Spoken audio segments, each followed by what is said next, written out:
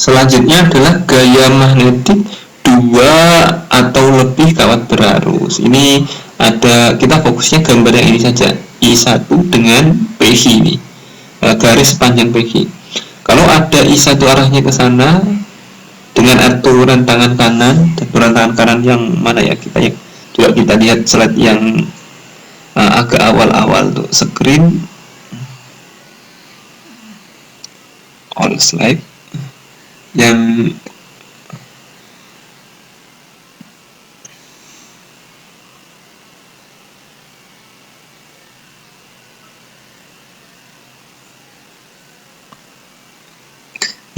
ini kan ada arus gitu ya, menggunakan tangan yang ini arusnya itu jempol, kemudian medan magnetiknya yang 4 jari, maka di bagian bawah cross, di bagian atas dot, kita terapkan di yang tadi aturan tangan kanan ini kita terapkan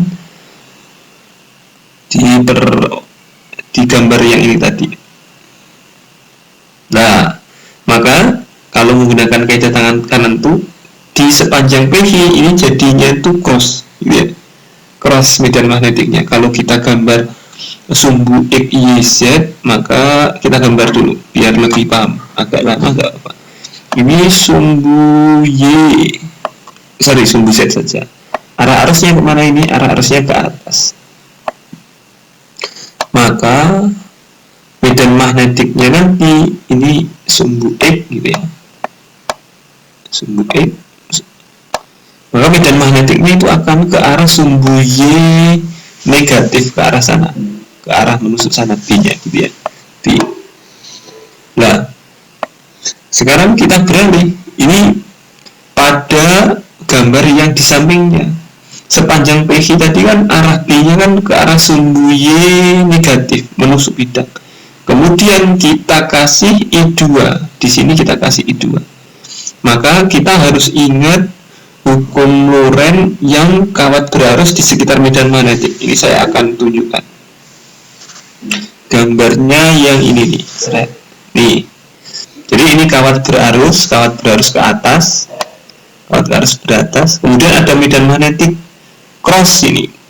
Ingat, arus ditunjukkan oleh jempol, medan magnetik itu jari telunjuk, maka gaya Lorentz-nya ditunjukkan oleh jari tengah. Gitu ya. Kalau kawat ini harusnya ke atas, cross berarti kan jadinya gaya Lorentz-nya ke arah sana. Gitu ya. Nah, kita terapin di sana tadi. Yang ini. Nah, ini arusnya ke atas. Kita gambar lagi di sisi yang lain. Berarti arusnya itu ke arah sumbu Z, ke arah sumbu Z. Nah, yang positif, kemudian B-nya ke arah sumbu Y negatif, ini ke arah sumbu Y negatif. Sabar, ini kita ini kan. Maka nanti gaya Lorentz-nya akan ke arah sumbu X negatif, ke arah sumbu X negatif. Ini B-nya ke arah sana. B. Coba tangannya nanti diarah-arahkan.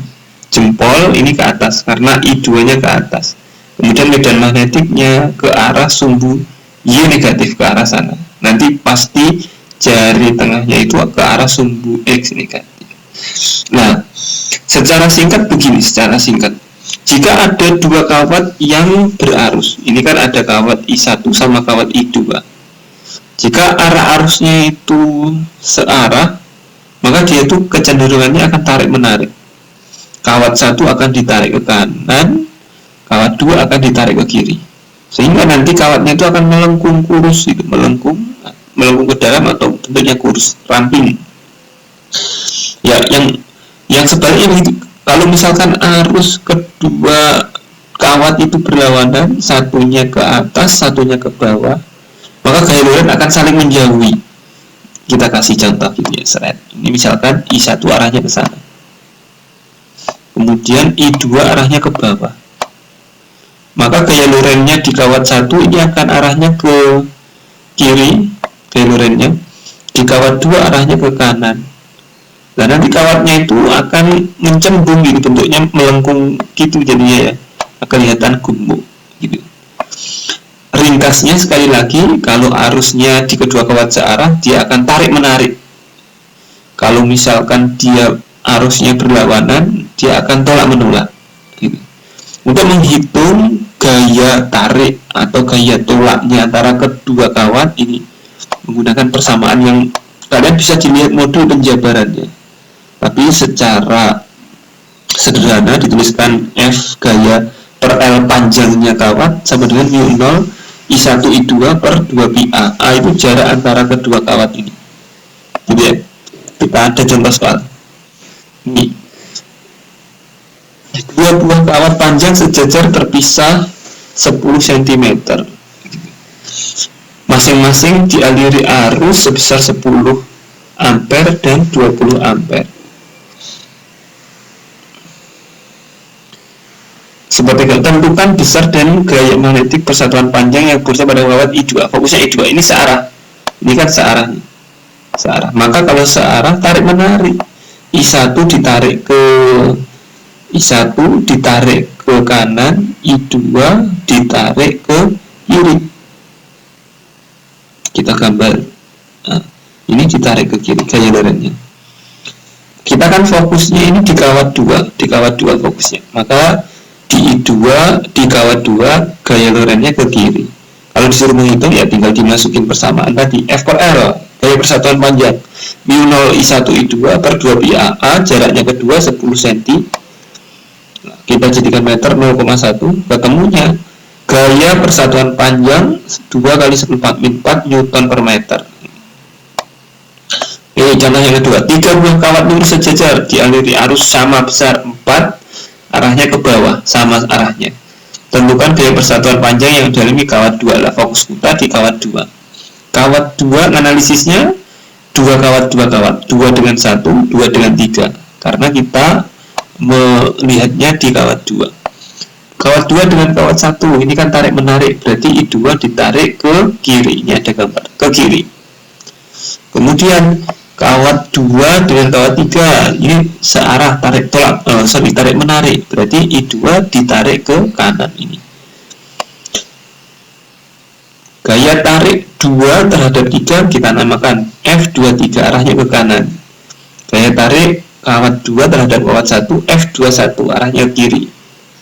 Kita hitung sekarang F21 ya, ini pakai I2 dan I1. A-nya jaraknya kawat 2 ke kawat 1 berapa ini? 4, jadikan meter, 4 kali 10 min 2, hasil akhirnya 8 kali 10 min 5 Newton per meter, gaya persatuan panjangnya. Kemudian kita cari F23 nya, berarti tinggal pakai I2 dan I3, jaraknya dari 2 ke 3, jaraknya ini 8, 4 dikali 4, jaraknya 8 kali 10 min 2, ketemunya 4 kali 10 min 5. Nah, karena ini arahnya berlawanan, berarti gaya persatuan panjang dari resultannya adalah yang kanan dikurangi yang kiri. Kanannya tadi 4 kali 10 min 5, kirinya itu 8 kali 10 min 5. Hasil akhirnya min 4 kali 10 min 5 Newton per meter. Arah min artinya ke kiri. Kawat 2 nanti secara umum dia akan melengkung ke kiri kayak gini jadinya. Saya gambarkan pakai warna merah biar kelihatan. Kesimpulannya jadinya pakai merah. Kesimpulannya kawat 2 akan melengkung ke kiri, gitu ya. Besok ngerjain soal-soal sini.